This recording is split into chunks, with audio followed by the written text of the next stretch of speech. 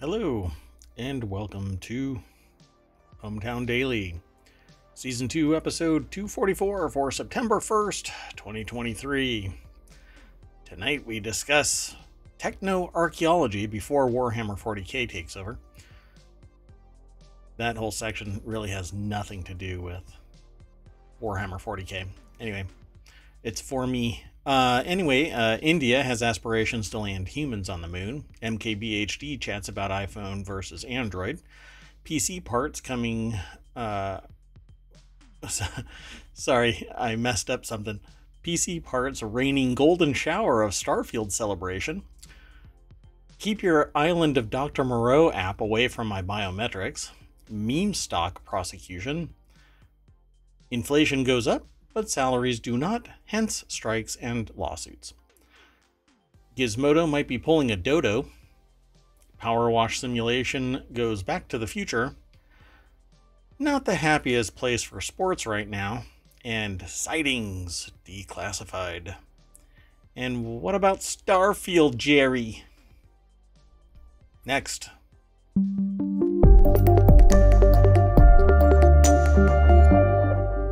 Man, my intro was smooth today.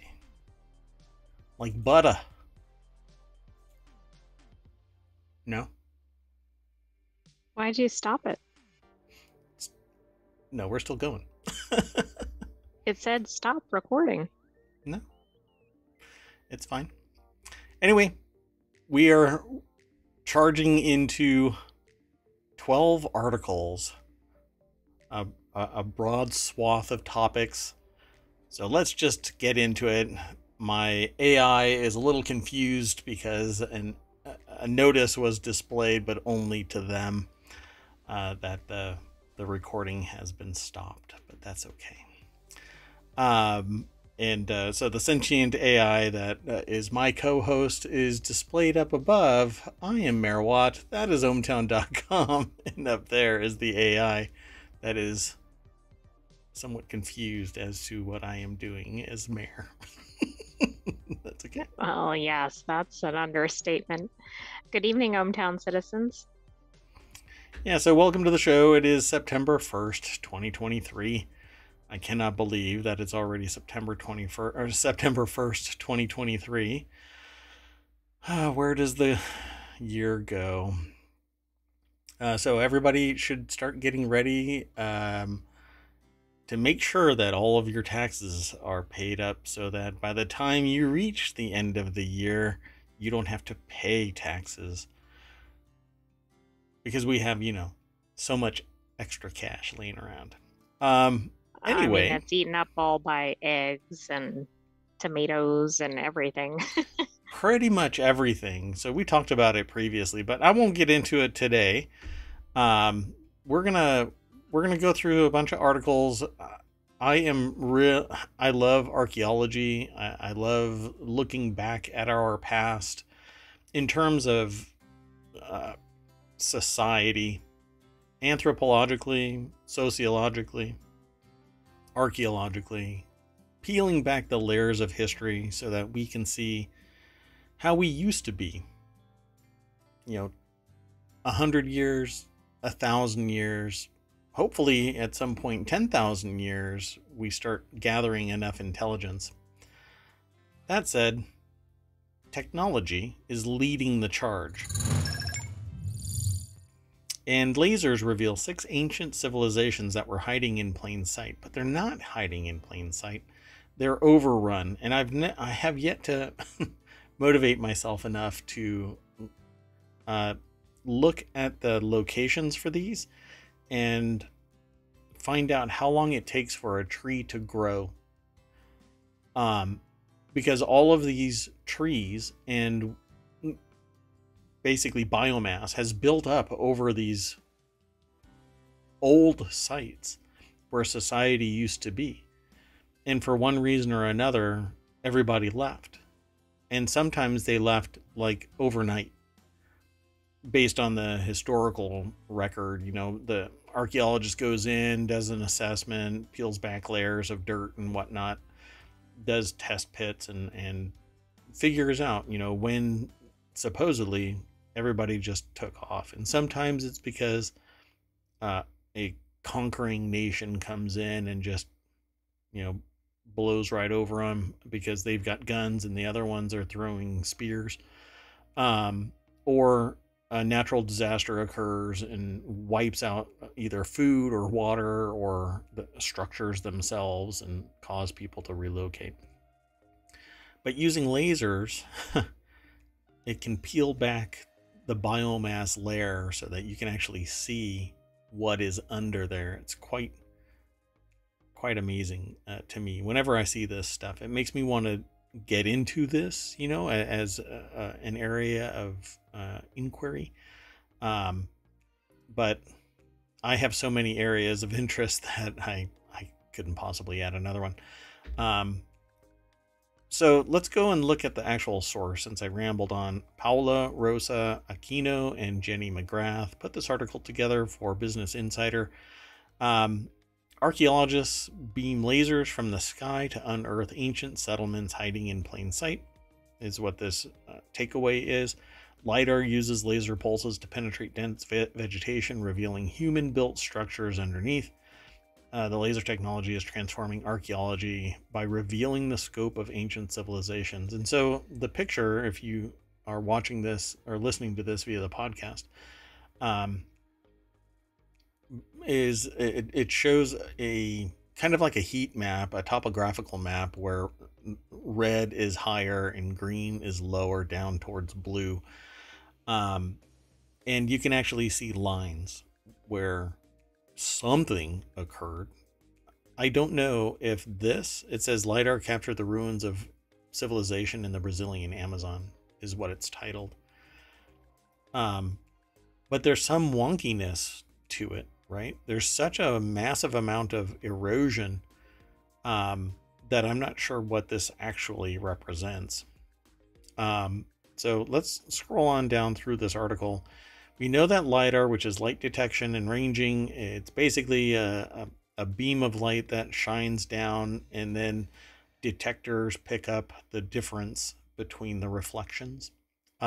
Researchers have found hundreds of structures in areas once thought too inhospitable for human habitation. The aerial views help them understand how far these cities and villages stretched, which archaeologists found difficult to map before LiDAR. LiDAR is also one of the precursors, if not the current active technology in self-driving vehicles and mapping technologies in general. And I've actually talked about this kind of stuff in the past, where it says from a Maya city to complex villages deep in the Brazilian Amazon, here are 6 previously unknown civilizations that were discovered through state-of-the-art LiDAR technology. By the way, you can actually buy LiDAR, and it's compatible with a Raspberry Pi, and you can experiment yourself with LiDAR, including topographical map generation of you. You can actually plop it down on a table and it'll spin and scan the whole room, or you can focus it so you get higher resolution directly on your face and you can create a map of your face. Pretty amazing. Okay, that's weird or cool. I'm not sure which. Yeah, I haven't bought one yet, but I want to. Anyway, so it says here, Maya pyramidal structures in the Yucatan Peninsula. Pretty cool, right? This was all covered up by biomass forests. And you can see that there are structures. Not by mud? Yeah, because if it's covered up with mud, it won't penetrate through that. You have to use something else like sound. But you can. I was just referencing that everything else seems to be covered up by mud. Oh, right. Yeah. Yeah, oh, yeah, that's right. Or dirt, I should have said, not mud. Yeah, yeah, we find it odd that there are structures that are on mountaintops that are covered up with dirt. Like, okay, who climbed up there and covered them up with dirt? Like Easter Island is, like, all of these things were just covered up with dirt, but when you dig down, they have full bodies, right? The Easter Island heads Right, it's not an inch of dirt either, which that would still be weird, but Oh it's no, multiple feet. it's like 20 feet. Yeah, yeah, it's quite interesting. But they say that it's erosion. So they being scientists. Archaeologically, architecturally, it was truly massive. Archaeologist Ivan Sprajic told the BBC. So it's clear this must be a politically important center. Um, they talk about this picture that is displayed on my screen right now. So again, the podcast, you're not going to be able to see this unless you go over to YouTube or to Twitch here. That's where we stream every day, 9 p.m. You just go to twitch.tv/ohmTown and you'll be able to hang out and chat about this kind of stuff and much more, just much more. Then go over to ohmTown.com and hang out there too. And there's a Discord and the YouTube channel. And you can get the podcast anywhere. So do it. So an estimated 6 to 8 million Maya people live throughout the Americas. Thus, the culture never disappeared. But Sprajic said, such archaeological finds can help scientists understand what led to a drastic demographic decline by the 10th century. And then another picture is a hidden 2,000-year-old Maya civilization in northern Guatemala. And so it shows leveled ground with mounds and other structures. Some apparently quite high. One of them says that it looks like, I don't know if that's on top of, it looks like a ziggurat on top of a hill that was flattened, and it's 328 meters high. Is that possible? My gosh, that's amazing. 650 square miles. They published their findings in 2022 in the journal Ancient Mesoamerica. That's amazing. Again, it looks like there is, maybe it's above sea level or something. Could that be it? That can't be really that high. It's 1,000 feet tall. Yeah, that sounds correct in that location. I mean, because think of, for instance, That's height Peru, above. which is in the same general vicinity. That has to be height above sea level, though, not the height of the structure from where they scan. Oh, right, yes. Okay. Yeah, that's pretty amazing. So anyway, but it's still from the lowest point to the highest point is 300 feet. So pretty substantial. And it shows large level areas with structure on top. Pretty fascinating. They said it was from their topological maps of the area. They determined that the civilization consisted of more than 417 cities, towns, and villages spread across 650 square miles. That's just spectacular. And it's all lost. Like, nature just plowed right on over it, right? Biomass builds up. You have no idea that there's a temple in there, a huge pyramid. How about nearly 500 long-lost Maya and Olmec ceremonial sites in Mexico? This one I've actually seen before. LiDAR uncovered almost 500 ceremonial sites in the Olmec and Maya regions of Mexico. This is back in 2021. I know that I actually spoke about it in one of the streams. Maybe not to this detail, but the sites are spread across 32,800 square miles of the Mexican states of Tabasco and Veracruz, where the Olmec and Maya civilizations flourished between 2,000 and 3,000 years old. I mean, this is really incredible. And this is, to me, a really cool use of technology. Yep. Yeah, this is just amazing stuff. Okay, so here in the United States, we had stuff like this, but Manifest Destiny brought Europeans over to the United States East Coast, and then as they spread across the United States, they wiped out not native, Indigenous. indigenous peoples' structures. And there's a lot of talk about, well, the peoples that we refer to as Indians weren't the original owners of this and that, or possessors or inhabitants, and blah blah blah. Whatever, it doesn't matter. What matters is the understanding the historical record of it, and if they were in possession of that, if they were living on it, and for lack of a better term, at peace with nature, maybe not with each other, but with nature, and living on the land, kind of like in a state of stasis, right? There wasn't anything really abusive happening on either side. Then they were the ones that were living on the land. And the same thing happens to these people here, the Maya and the Olmec. Something happens and everything is torn asunder. But in that progress of the United States forming, people moved across the states and decimated the historical record of these, because there were pyramids, there were religious mounds, there were astronomical, I should say, not astrological, but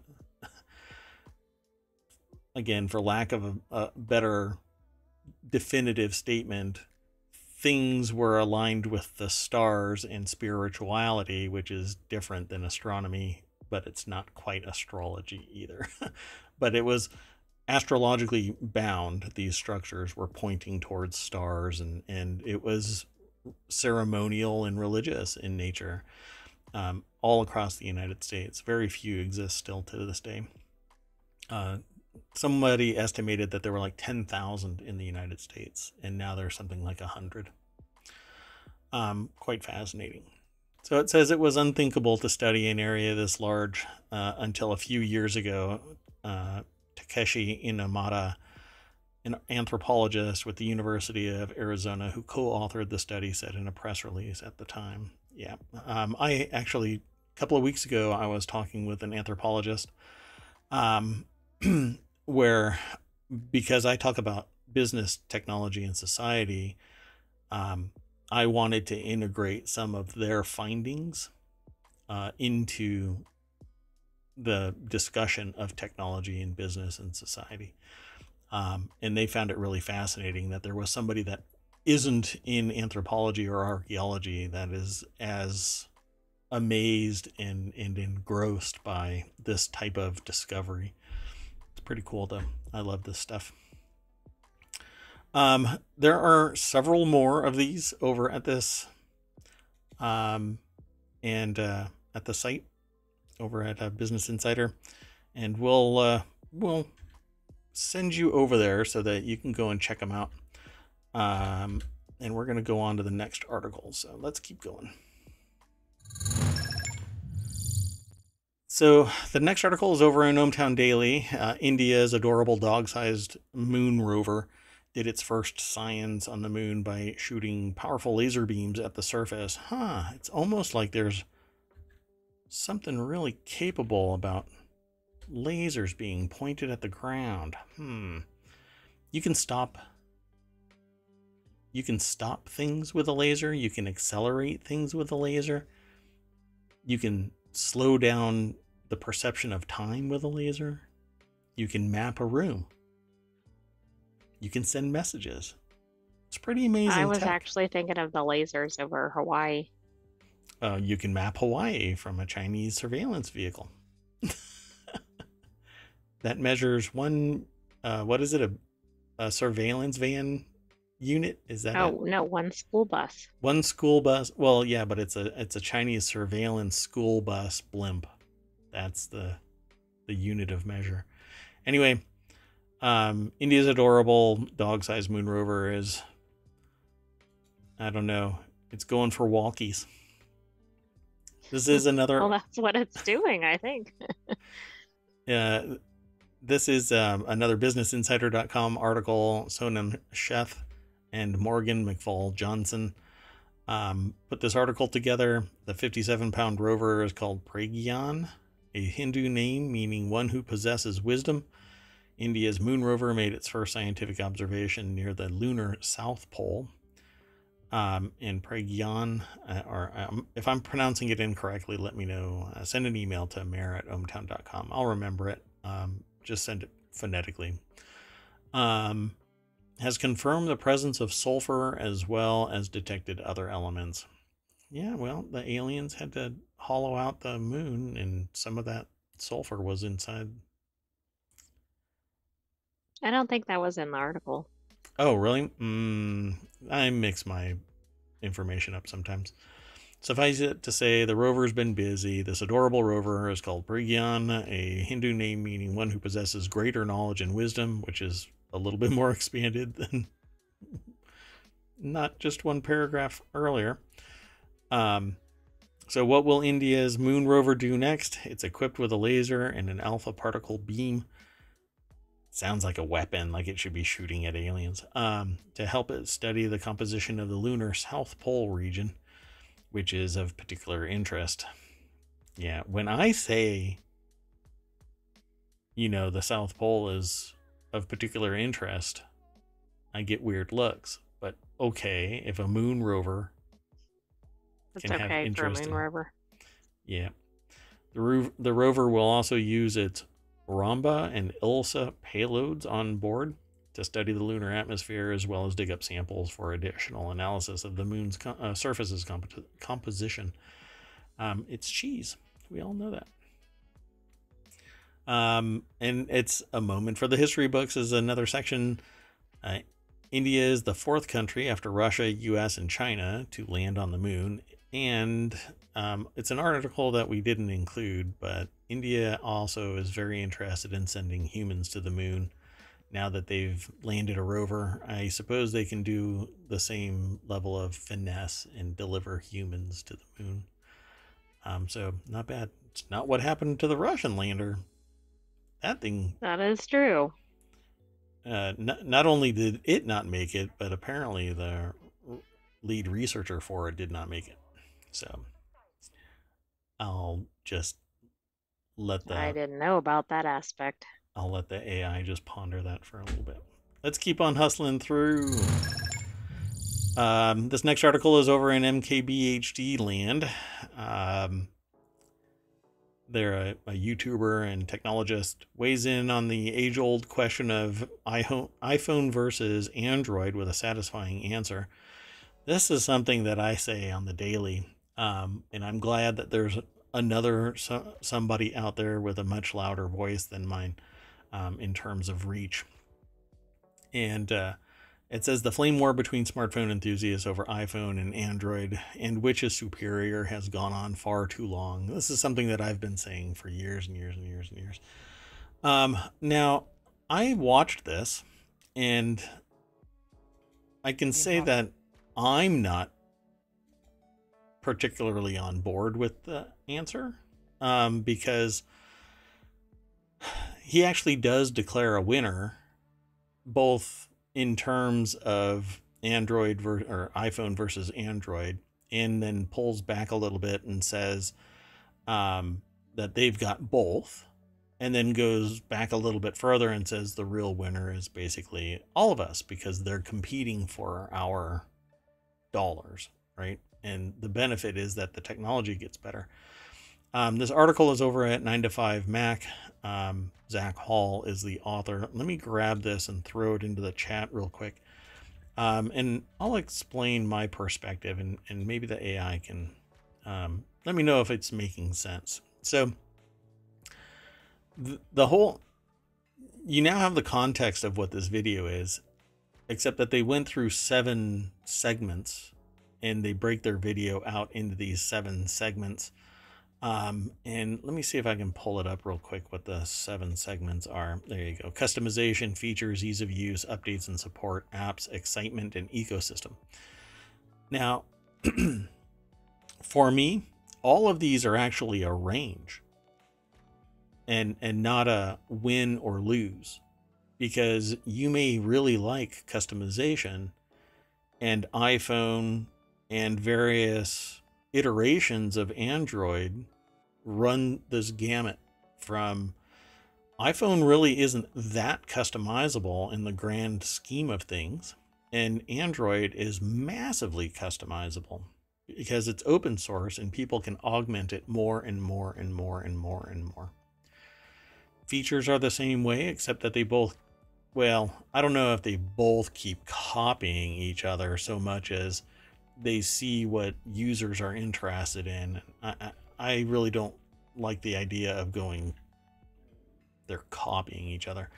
In fact, in the video, they mention iPhone switching to USB-C. And it's riffed off of, well, Android has had it forever. Well, it's not really like that. It's not Android that has had it. It's the hardware platform that has facilitated it. And Apple still sees the benefit of its Lightning connector. So when it decides, and it's a silo, it is a vertical. Nobody else produces an iPhone. Whereas there are countless numbers of Android phone developers out there. That to me is the biggest difference. I don't mean in terms of like what the users experience, but that's why it's not really an apples to apples comparison. Mm-hmm. I agree. None of it really is.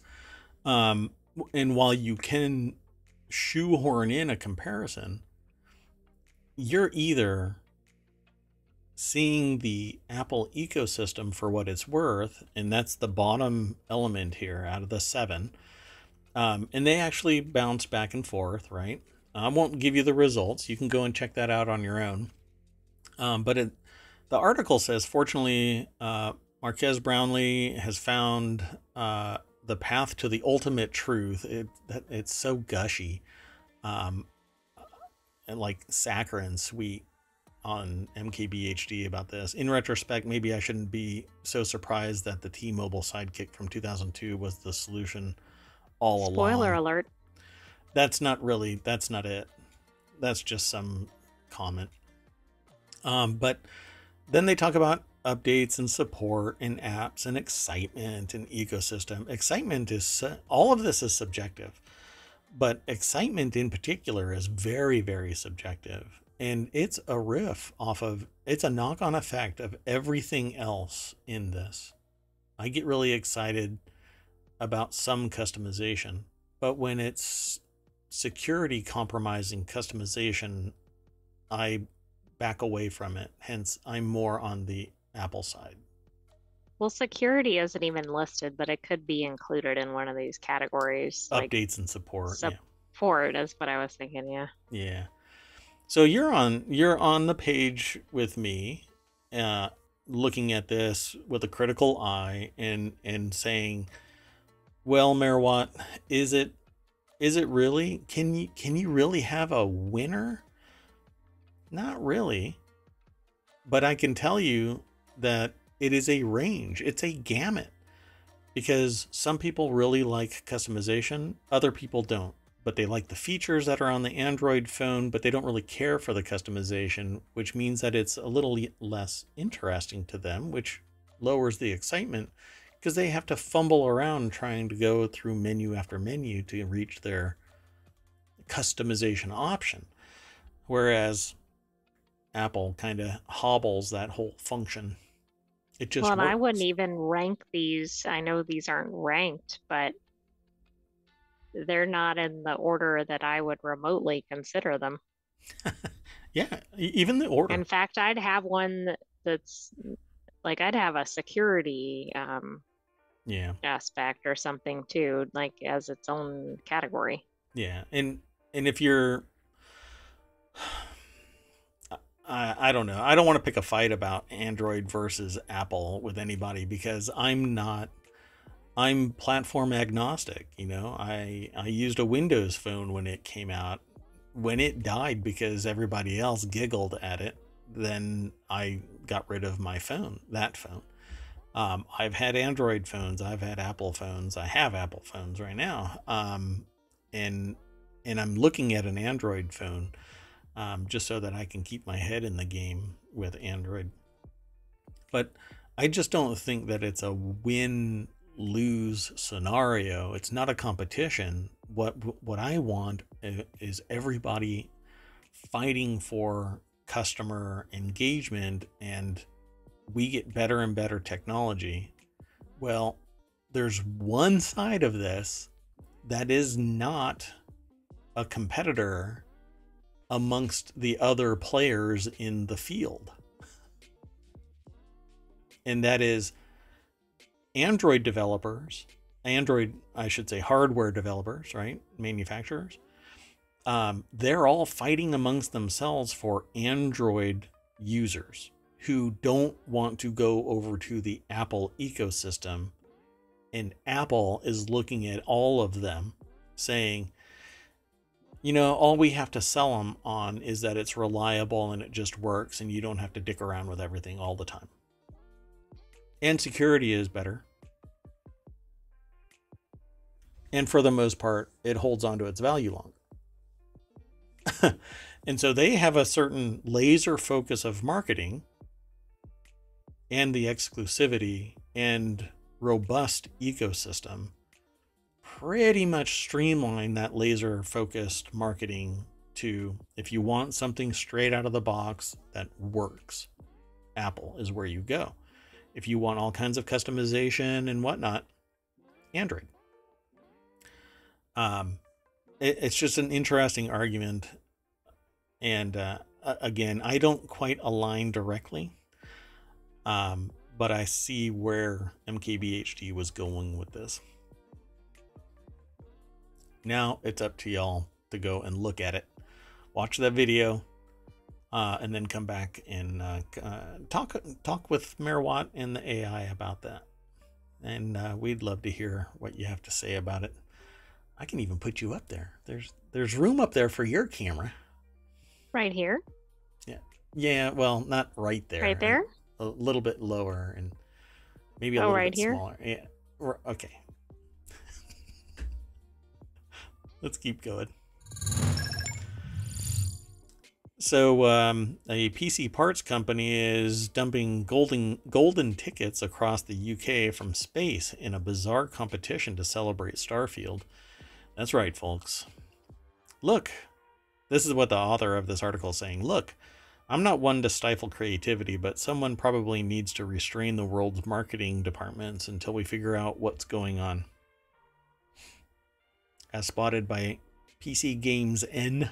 It's actually PC Games to the nth. CCL Computers is pouring a golden shower on the UK of Starfield fun. They're showering a golden offering on the UK. What? The AI, I'm sorry, folks. The AI is just throwing me error messages, but not saying anything about it. All right. And now refuses to speak to me. Oh, nothing but error messages. Okay. So it's launching a gaming PC to the outer edges of the Earth's atmosphere over the UK to celebrate the launch of Bethesda's long-awaited space epic, and then used it to dump a bunch of golden tickets across dear old Albion. The article is over at PCGamer.com. Joshua Wolins is the author. The deck statement says, I'm just saying there's easier ways to get your hands on a new PSU, power supply unit. I guess that's a are they really the golden tickets are for individual parts? I don't know. Those tickets, you might have to gather up several tickets then to get a whole computer. Yeah, those tickets, which contain vouchers for free products on CCL's store, are expected to land in the Midlands and south of the UK. So the author says, I guess those of us up north shouldn't waste our time combing the woods this weekend. One of them, the so-called Star Prize, is just a flood, a golden flood of benefit. No? It'll net you a trip to Bethesda. Not the company, no. Not the place in Maryland either. Instead, this ticket will take you to Bethesda, Wales, which, hey, close enough. Joshua Wollens just kind of nailed that. The golden tickets were released around an hour ago at the time of the writing, so 12 hours ago. As of our discussion, maybe 14 hours. So check your local hedges and treetops if you happen to reside in the Midlands or south of the UK. During CCL's Twitch stream to mark the competition, a company spokesperson assured worried onlookers that the tickets were all biodegradable and should fade away in around 7 days. You've got 1 week then, Space Cowboys. By the way, I hope the winds cooperate. if they are microplastics in any way, I'm going to be miffed, but that's okay. I'm sure they're paper. I'm sure it's nothing but paper because gold paper exists. Yeah, that dead air. So the next article is over in the Mobile channel. The website formerly known as Twitter eyes user biometric data. I guess I should lay blame directly on X, not the website formerly known as Twitter, because it's really an X-centric. That's true. We didn't see this when it was Twitter. Dystopian motivation to obtain people's biometric data. By the way, it's actually kind of caste driven as well, because if you can't pay for... Here, let me just go over to The Hill. This is an article by Rebecca Clark from thehill.com. Actually, yeah, it is. And it says why X plans to collect biometric data from users. Because Elon Musk wants a dystopian future in the United States that's similar to what's going on in China, using an app that monitors every single thing that you do and is a payment gateway and a communication venue, and everything funnels the wealth into Elon Musk's pockets and allows monitoring from a central location, similar to what's going on with WhatsApp. And so Elon Musk X, the platform formerly known as Twitter, updated its privacy policy because he couldn't do it on his own. He had to buy a company and then Dr. Moreau this beast into what it is. And I really do hope that it collapses. But anyway, updated its privacy policy Thursday to note that it'll begin collecting biometric data and information on users' employment and education history. Kiss my shiny metal ass. Based on your consent, we may collect and use your biometric information for safety, security, and identification purposes. How dystopian. For your own safety, we're going to gather up your personally identifiable biographic information.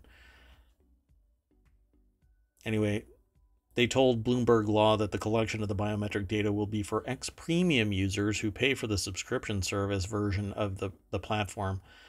Really? Wait a second. So why would this be, well, what is the stated reason that this would be for the premium users only? It's to allow for additional layer of verification. How about I pay my internet bill so I can come online? I shouldn't have to justify my existence to you, which is why I don't go on Twitter anymore, because this numbnuts killed it for me. They didn't specify what the biometric data was going to be collected and what it was totally going to be used for. It says, but the data can include facial images, fingerprints, iris patterns. This reminds me of that other company that we had an article about. I don't remember which one it was. With the big silver sphere. Yes, exactly. And they were doing it they were giving cryptocurrency to the people who needed the money and were completely ignorant of what biometric data really was. I mean, it's such a... It couldn't happen here in the United States because it would be... Well, people would sit there and go, you got to be freaking kidding me. And that's what people should be doing with this. Anyway, Well, it mentioned they've already been sued about previous collection of biometric data. I don't know if they ever identified that they were going to do it. Yeah, and it's classist because if you can't afford to be a premium user, then you don't get biometric level security, even if you do buy into the biometric level, because the security isn't authorized. The security strata starts at premium users. So all of you who aren't paying have a weaker security profile and might get compromised. So again, it's classist. Your house isn't safe because you can't pay somebody to put that little border guard out there, and protect you from the bad guys on somebody else's service. Instead of going, I want to make my service absolutely secure, this numbnuts is saying you have to pay for your individual account to be secure. Well, my account is secure because, well, I've got a human is going to compromise my account before my password gets compromised. Well, I mean, how about I'm using your service so you keep my information secure? No, that's no. You need to pay for it. That's how it works. Let's keep going. So the next article is over in the Mobile Channel. A 23-year-old investor was charged with a $1 million meme stock fraud. Federal security regulators charged 23-year-old Deontay, I think, Jatori Anthony, with executing a free riding scheme in which he used $1 million in pending deposits to buy $200,000 of meme stocks without ever having the money. I swear, isn't this something that happens on Robinhood? I'm not sure.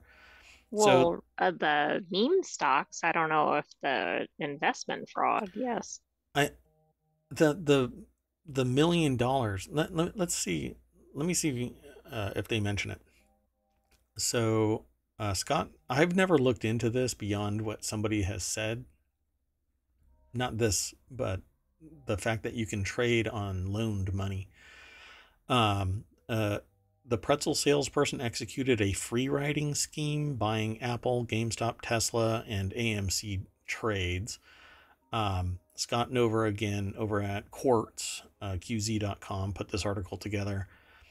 And yeah, I don't know how they did it. It doesn't say it like overtly. I'm trying to pause this video. Really? Okay. Anyway, federal securities regulators charged 23-year-old with a free riding scheme. Opened up a brokerage account claiming an annual income between $25,000 and $50,000, though he only actually made $400 a month from Auntie Anne's and other part-time jobs. In its complaint, the SEC took advantage of his brokerage's $200,000 immediate access credit by initiating a $1 million by initiating $1 million in bank transfers that could have never been completed because his account only had 9 cents in it. I mean, what kind of protections are in place at that brokerage? Because that's pretty interesting. Yeah, I'm trying to see what the brokerage is, but it doesn't say. It says, fortunately for Anthony's brokerage, which goes unnamed in the government complaint, it didn't lose any money on the bogus trades. Using fake funds to buy meme stocks, Anthony actually made more than $7,000. Unfortunately for Anthony, he won't be legally allowed to test his stock picking skills again. While he did not admit any wrongdoing, Anthony agreed to a government order prohibiting from trading securities in the future and also agreed to pay an unspecified civil fine. That penalty is pending approval by a federal judge. Anthony told authorities that his maneuver was simply a joke and he never really thought of it as fraud. Well, what's really funny about this is you can actually short stocks, which is tantamount to playing a risk-based game that you can end up with a lot of money or you can end up with a margin call. But it's money that supposedly actually exists, right? So I think I know who the brokerage is. It's actually left out of the government complaint, so I don't want to name them in a Well, discussion like I this. just looked at something in the complaint and I think I figured it out. Did it say who it is? No. What does it say in the complaint then? It says that the person opened a self-invest account. Ah, yeah, Well, there's a brokerage that uses that exact terminology as the name of the account. Not that that's a very unique name, but one comes up in particular. So, gotcha. Interesting. Yeah, I'll leave it alone. Yeah, we can talk afterward. So, in recent years, brokers have catered to retail investors with no-fee trading and gamified apps, making it both easier and more appealing to trade stocks and other securities. But these kinds of accounts here, let me highlight it. Where is it? I guess it's up here a little bit. Sorry, 1 second. He where does it say it? Took advantage of the brokerage's immediate access. Doggone it. Anyway, what are you looking for? what they refer to as the type of account for trading. That was in the complaint. It's a margin account, right? I don't know. It said self-invest in the complaint. Yeah, that's not what I'm talking I'm about. sure it was a margin account based on what they're describing. Yeah. So at any rate, I would never have thought that this would be a smart venture, because if and what could have happened has been happening, particularly to AMC, the wrong moment for this and it would have collapsed, and that margin call would have been tremendous. Depending on, I mean, investing $200,000, if it would have lost 50%, then he would have to pay back $100,000, and instantly that's fraud. And if he would have come out on the other side well enough, only initiating a $200,000 call and paying it immediately back, then it's actually money laundering. So, right. Yeah, this person, it's the free ride scheme. So it's really interesting though, because there's a lot of schemes that are out there that benefit people who are exceptionally wealthy, that when you look at them from the outside and go, how the hell is this legal? They're legal. But if you try and play a game like this, you had better you better have some lump of money somewhere to cover your bail, because you're about to run afoul. You piss off the wrong people, and this is what happens. Well, I don't know how this could have worked in the person's favor, because even if they came out ahead on a trade, they'd still have to pay for the trade. I mean, there's a sequence of events, is what I'm Right. trying to say. And it's just, I don't know how it could have worked out. I mean, that's separate than getting charged for it, but just without being discovered. It's weird. Well, I'm surprised that the company that has that instant immediate access credit line doesn't ping the account for $5 like a normal credit check would. Well, exactly, because some investment accounts do exactly that before they allow you to trade. Yeah. So I, it's very interesting that this was even possible. I mean, it's different than misrepresenting something on the application. There Yeah. should have been some technological safeguards before the trades occurred. Yeah. It's weird. So I'll be curious to find out what you found. So let's keep on going. Come on. The next article is over in the mobile channel. Most Americans have gone years without a raise. Let me throw, I did not throw hold on a second. I didn't throw the PC article into the chat. Sorry about that, folks. I didn't throw the X formerly known as Twitter article into the chat, nor this meme free ride. But that next article is over. Most Americans have gone years without a raise, according to a survey. Labor Day, inaugurated in the 1800s, is meant to celebrate the contributions of American workers. It is, in a sense, a holiday created to give us a holiday. But a newly released one poll survey of 2,000 American adults, which actually isn't quite ennui in the workplace, right? The poll asked workers when they last received a pay raise. The responses were stark. Only 4% said that they had received a raise this year. 9% said they haven't reaped a raise in some period of time. We're going to go and talk about that. The article is by Daniel DeVice, and they're from thehill.com. And so the article says the responses were stark. 4% said that they received a raise this year, 9% a year ago, and 22% said that it's been 2 years, and 37% said it's been 3. Average out, and the typical worker in the survey hasn't received a raise in 2.9 years. Yeah. And of course, all costs have probably gone up during that period of time. So not only have they not gotten a raise, they're actually like I can't think what the term is. They've regressed. Pay deficit Reduction. Or whatever. Yes. Yeah, it's a pay loss. And meanwhile, though, the executive suite has gone up. I guarantee it. Their money has increased. Everyday worker wages have decreased. Investor wealth has increased. The top 1% dramatically so. I can't really get into this. It triggers me.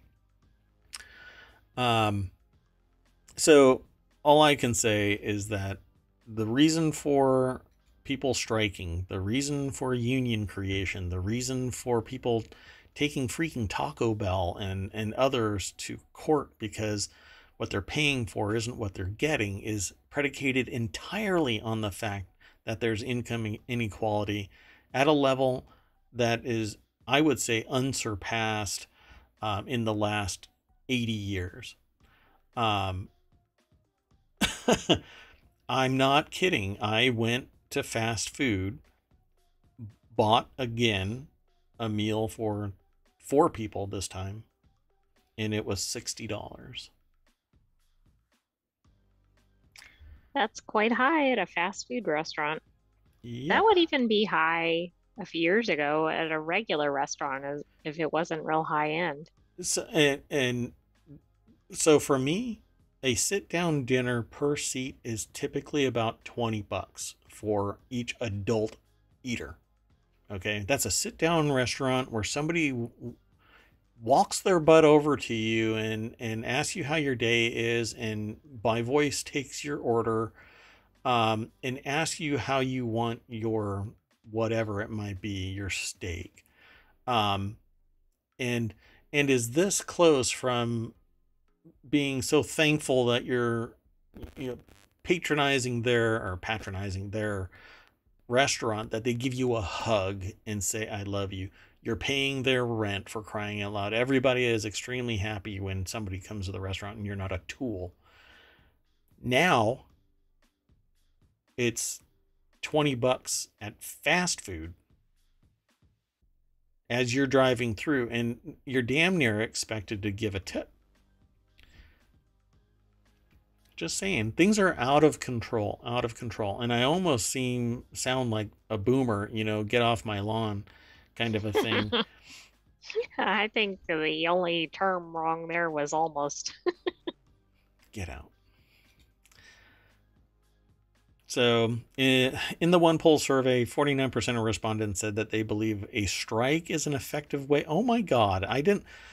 Again, y'all, we don't read these articles before the show. Our reaction is live. I did not know that it was going to mention strikes. Union membership declined to 10.1%, In 2022, the lowest quotient on record, according to the Bureau of Labor Statistics, but you're seeing an uptick of them. Yeah, but I think that's for something that's not mentioned in here because union membership, maybe because they don't want to pay the dues because everybody was subject to the cost. So that's different than actually being covered by union protections. Yeah. Possibly, depending on how I don't know what that's based on, but Yeah. Yeah. Wow. Anyway, sorry. So 49% of respondents said that they believe a strike is an effective way to pressure bosses for improved work conditions and pay. 2/5 of workers said they had participated in a strike at some point in their careers. Wow. Look at that. I think I'm on the right track with the research. Next article is over in ohmTown Daily. Gizmodo's owner shuts down Spanish language site in favor of AI translations. God, how do you make native and ally Spanish language speakers and peoples pissed? well, right. I mean, you cannot ignore the ist issue in this. Yeah. This is They didn't do it for an English language site. right. Why don't you shut down the English language site and use an AI? It's going to be more robust. It has more fodder for you to translate. What's weird though, there's a lot going on here. what's weird though is that and when you're a native speaker of a language, you don't think of idiomatic phrases. Okay? And AI has zero understanding of idiomatic. They have no idea that in one country that speaks Spanish, there's a dialect of Spanish that is slightly different, and they have idiomatic phrases. And when a news article speaks X or Y or Z or whatever it is, I thought you meant formerly known as that's Twitter. why I changed it to X, Y, or Z. Look at that. The dude has ruined an entire letter. I'm going to have to say my alphabet we only have without 25 X. left. Although, Yeah. wait, there's actually other letters too. WYZ is going to be the end of the alphabet now. Nobody uses X anyway. I'm sure there will be a trademark on it or something, and then There we'll be probably able to is. spell with X. There probably is. Matthias S. Zavia, a writer at Gizmodo en Español, posted that the publication was shut down on August 29th. Oh, it's already done. Wow. And that it would now publish automatically translated articles. Gizmodo en Español previously had a small staff who wrote original stories and created Spanish language adaptations of pieces from the Spanish language or from the English language Gizmodo. That right there is what I'm talking about. You have idiomatic phrases that translate from English into Spanish, and it's not something that an AI is going to easily adapt to. That is the least of the problems. Oh, What really? about improper translation? Well, yeah, naturally. You're getting way too nuanced. I'm thinking just at the basic level. Just improper. Yeah, well, I don't know. Maybe it's Gizmodo. So the article is over at The Verge. Amelia David is the author who's reporting this via Gizmodo writer Zavia. I think that's how they pronounce their last name. Might be slightly different. I don't know. It's really irritating. I understand AI. Great. It's wonderful. But when you're talking about the heart and soul of a language, the language itself, and how people will attach to what a writer is saying, to take a writer's work and run it through an AI, hoping that it's going to spew out the right translation, is just an amazingly poor judgment call for a business. But again, that's me. I'm not running Gizmodo.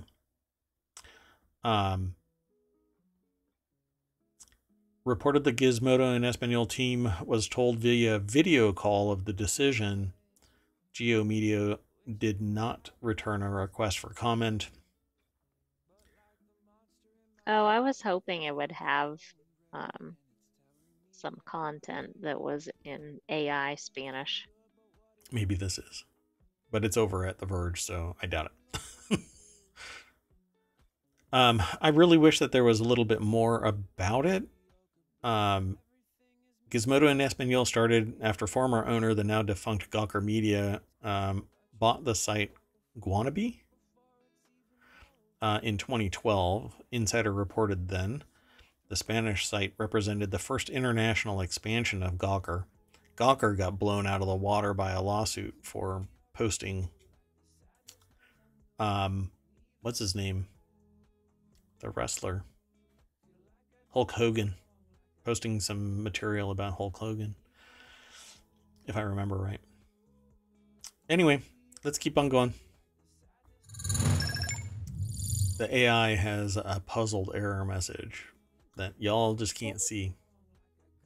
I need was to back up? looking at a small, no, I was looking at a small translation. I mean, there at least seemed to I do have to be back up, correct words. So, right? I mean, like actually Spanish words are being used, but I Right. haven't double checked everything. Yeah, well, Well, I mean, I wasn't even certain it would translate into Spanish based on all the AI stories we've heard. yeah, a broken clock is right twice a day, too. Let's keep on moving forward. The next article is over in the Warcrafters channel. Powerwash Simulator is going back to the future in its latest weird crossover.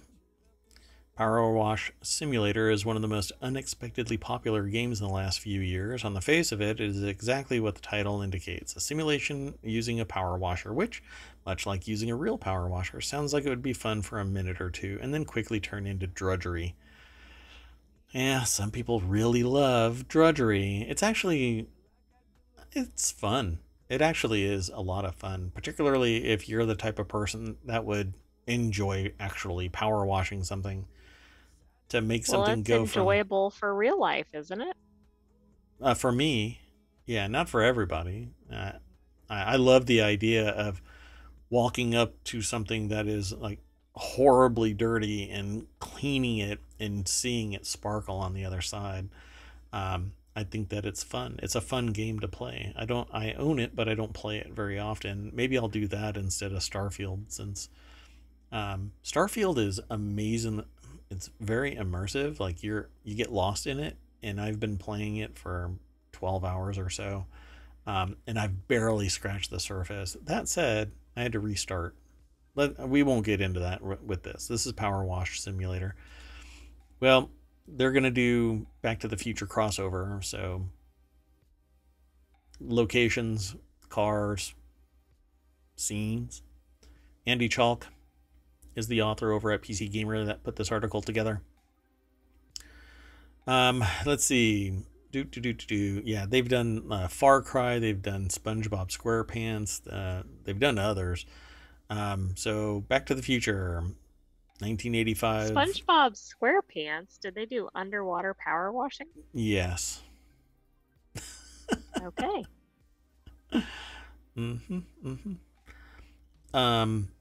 So let's see.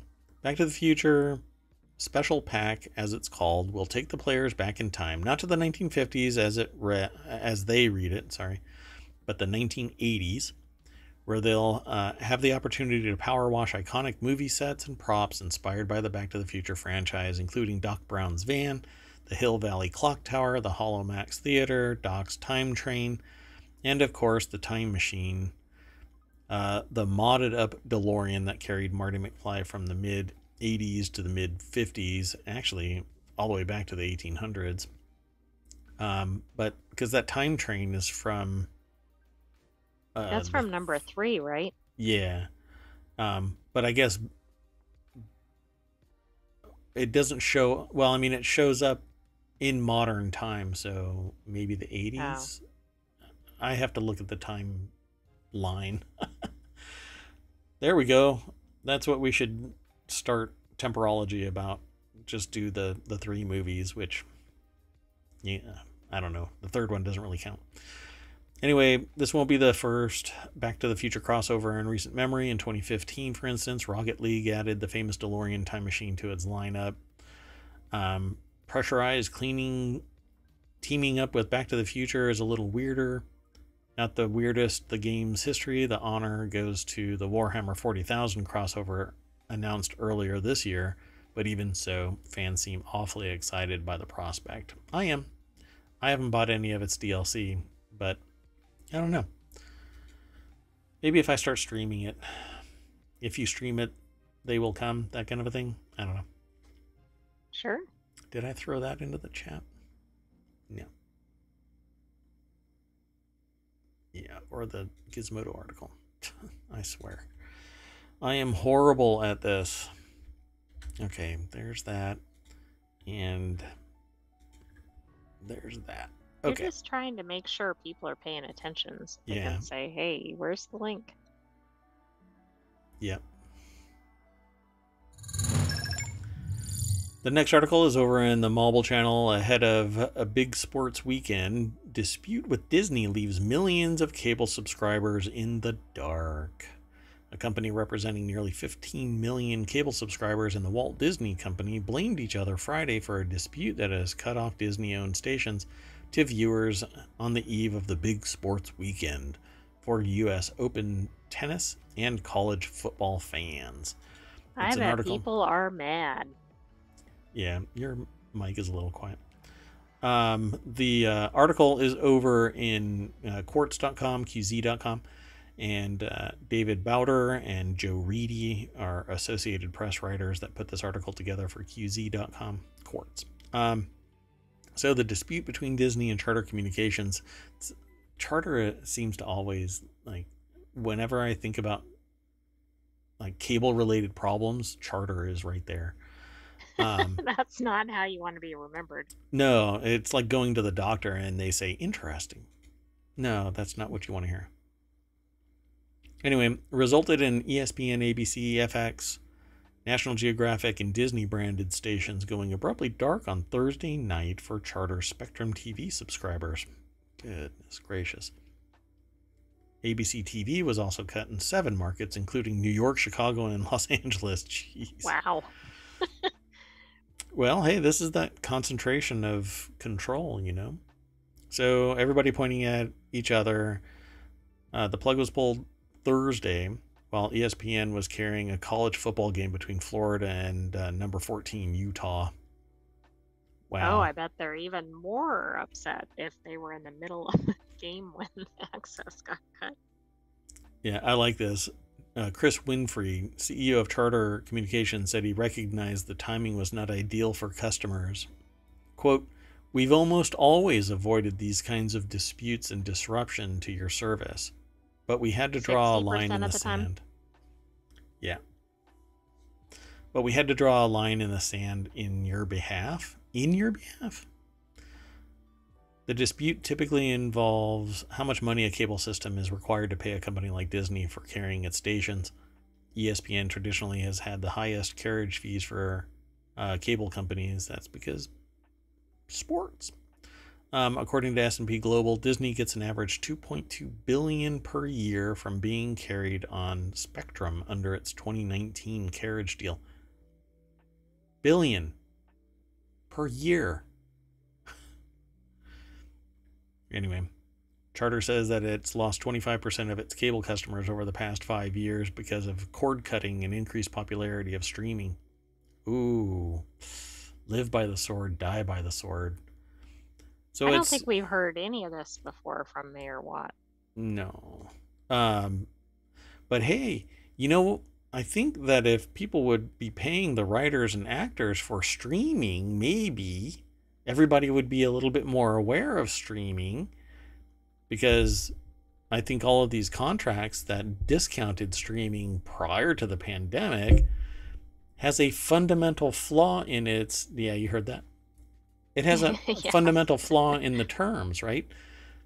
Because something beyond a person's reasonable control has impacted the outcome of the contract, why is anybody capable of enforcing the contract? Everybody should have been brought to the table again, because everything was no longer a meeting of the minds. There was so much in flux that it basically, like an act of God kind of a thing. What do they call that? I forgot what the term is, the legal term, for something that's an act of God. There's an actual... I thought that was actually the term. No, there's a Latin term for it. Oh my goodness. Oh, I am fighting to say something right now. Anyway, so cord cutting is costing customers.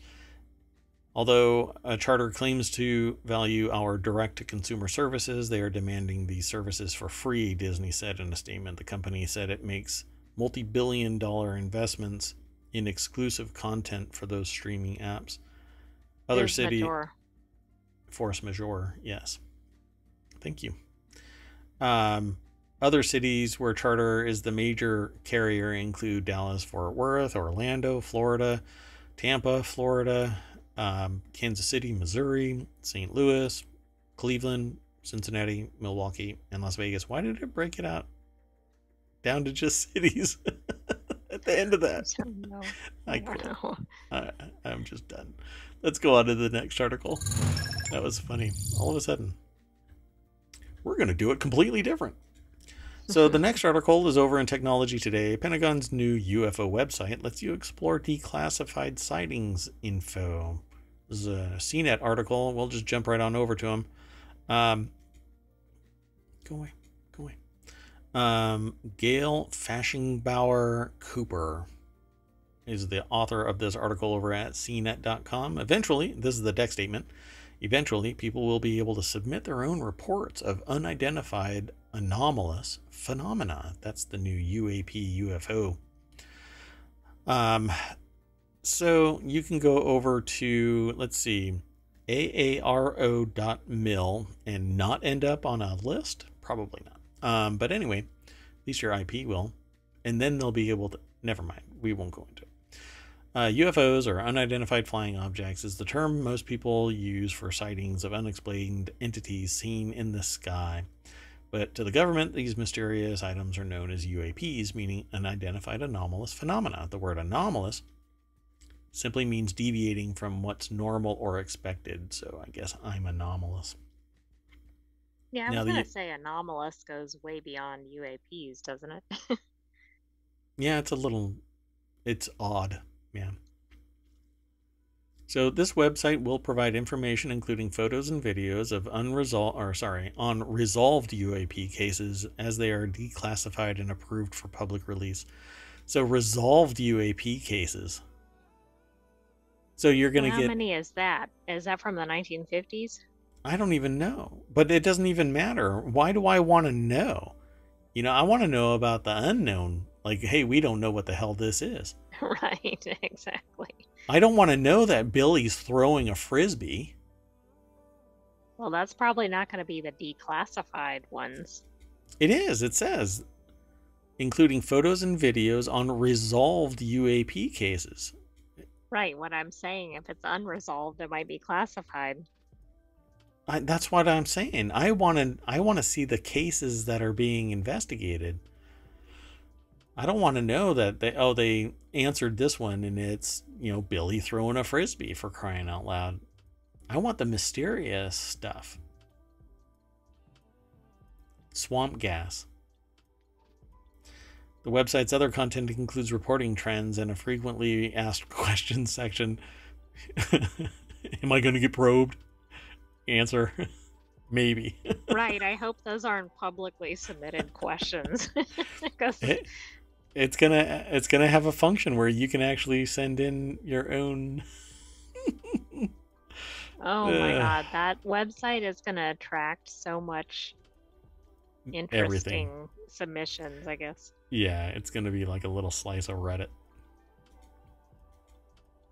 So readers are able to leave comments on the videos.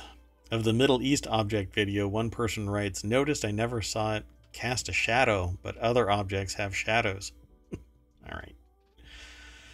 For now, Hey, look, there are unresolved, it looks like from the videos, but maybe they're later resolved.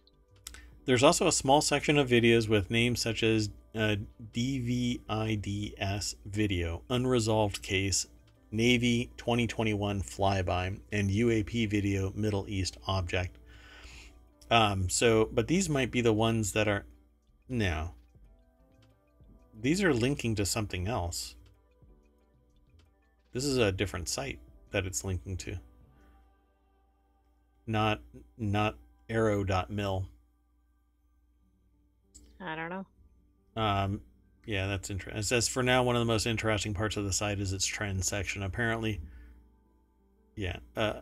most reported UAPs are round, either white, silver, or translucent, which actually, if they were translucent, like the stated one that was a cube with a sphere around it, it could come across as white, silver, or translucent, depending on which way the light's hitting it. Spotted at around 10,000 to 30,000 feet, 1 to 4 meters in size, and do not emit thermal exhaust. Hotspots for sightings include both the U.S. East and West coasts. And that's because inflation is so high that we're starting to see aliens so that we can get off this rock. Just kidding. I have no idea why it would be a hot spot in the East and West Coast, for crying out loud. I don't know what that has to do with anything. I don't get it. It should be. I do. There's the only thing that's different about those places that we know of is Water. There's ocean there. Yeah. So that's where all of the aliens are. They're fish. All right. I didn't say that, but salmon, they're coming for us. They're tired of us eating them. Octopuses. Oh man, this is gonna get. Remember the octopus garden? Yeah, the octopuses are getting really mad. They're warming up at the seafloor. Okay, last article for the night, folks. This one's in the Warcrafters channel. The first of what one day will be thousands of character presets to hit Starfield's Nexus mods page is naturally George Costanza. I'm going to go straight on over to this article. Katie Wickens over at PCGamer.com put the article together. Seinfeld characters in Starfield, because why the heck not? Jerry! Every Bethesda game's character creation menu has witnessed some horrors in its time, from attempts to make Anakin Skywalker in Skyrim all the way to some of the most horrifying or terrifying Fallout 4 faces that were enough to break the bathroom mirror. And the author says that they're sure you've been witness to plenty of stars made in Bethesda games too, maybe even attempted some yourself. It does take some effort to get it right, though. So somebody has created for Starfield, because Starfield is a Bethesda product and Bethesda is really prime for modding. They really embrace it. Nexus Mods is kind of a clearinghouse for mods. The first character preset for the game appears to be George Costanza, uploaded by Dunce13, D-U-N-C-E 13, a creator with this as their sole contribution to Nexus Mods. The character preset does bear a pretty impressive likeness to the actor. It's probably because it's a really high-res picture. Look at that. Let's see. And as the preset description notes, it took a little while for it to get right. Let's see. They have to wonder if perhaps some inspiration came from the Starfield Reddit. They only say that because the search for George Costanza and Starfield together came up with a post from TJD Industries, who's been over there complaining that their excitement for the game was already starting to fade. That was 5 months ago. The top comment being, quote, "So essentially you're losing excitement in a game that hasn't been released yet because on game release you want to play the game without having to play the game how it's meant to be played. That's some George Costanza mentality." Oh, that's interesting. Well, anyway, pretty cool. Go play Starfield. I think you'll like it. It's a fun game, and I'm just barely. I started over, and now I want to start over again. But now the time sink is almost hitting regret level, where I'm like, oh, I don't want to start over again because I've already caught up and surpassed what my first build was, and now I want to change something else. Anyway, worst thing you could possibly do in Starfield is meta play. Like, don't go and read about builds and special benefits from certain traits and stuff like that. Just select what you think is cool and then play the game and play it through, because man, you'll end up with, what is that called, where you get paralysis? It's Oh, not, like information paralysis or yeah, something? but it's something else. Something paralysis. It rhymes. Analysis paralysis? Analysis paralysis. Thank you. This is why I have a sentient AI, because my brain is apparently operating at about 20%. Anyway, we bring you back to the front page, to the main street, hit the welcome sign, and the AI makes weird noises into the... I was just testing the visualizer there. Hey, look, it works.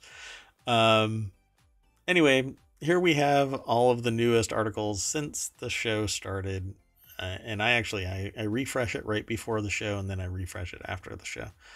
Now we're making Oscar predictions. Maybe we could do the continuity report during the Oscars. Yeah, we could. That might actually be fun. I don't know, though. I don't even know when the Oscars is. I think Yeah, it's in see, March. I don't want to commit to that. Oh my goodness. Russia declares Nobel-winning editor Dmitry Muratov to be a foreign agent. Oh my God. Oh, Russia. Texas man pleads guilty to threatening Georgia public officials after 2020 election. Another one screamed that the former president won and was given 10 years in prison. How about your... They said that after they were sentenced, from what Yeah. I understand. I didn't see it or anything. I just saw a Yeah. headline go by. Their early exit is not going to happen. Well, right. I'm like, You don't seem like you're... I also saw that they had the highest, second highest sentence issued today to one of the leaders of the organizations. Yeah, it was tied. There was another one that was tied with the longest. Yeah. So Starfield players agree that its first dozen hours are the weakest. Okay, 12 hours in, and I love it. So I have a little bit more time on this new character because I started after 6 hours. But I moved so fast through the 6 hours this time, it only took me 4. And Google is raising the Nest Aware subscription price to $80. It was $50, now it's $80, if I remember right. But yeah, upwards of $30. So I'm not sure what tier that is. Oh, everything is going up, folks, except for your salary. Form your union now. Okay, anyway, that's it for tonight, folks. I am Mayor Watt. That is ohmTown.com, and up there is the AI that's going to say bye-bye. Good night, ohmTown citizens. We'll see you tomorrow at 9 p.m. Eastern. You didn't say it. Bye-bye. Bye-bye. You're not going to say bye-bye? Bye-bye.